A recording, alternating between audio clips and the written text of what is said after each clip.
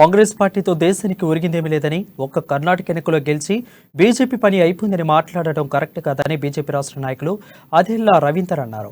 సంగారెడ్డి జిల్లా మీన్పూర్ మున్సిపాలిటీ బీరంగూడలోని తన నివాసంలోని మీడియాతో మాట్లాడారు.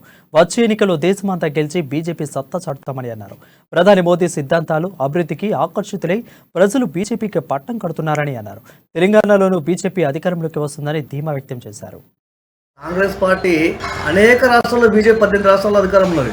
ముఖ్యంగా కాంగ్రెస్ పార్టీ కేవలం ఒక కర్ణాటకలో గెలిచినంత మాత్రాన ఈ భారతదేశం మొత్తం మీద గెలిచినట్టు, అన్ని రాష్ట్రాల్లో గెలిచినట్టు మరి అనేక కార్యక్రమాలు చేస్తూ ఒక వింత కొద్దిలాగా ప్రవర్తిస్తూ ఉన్నారు వారు.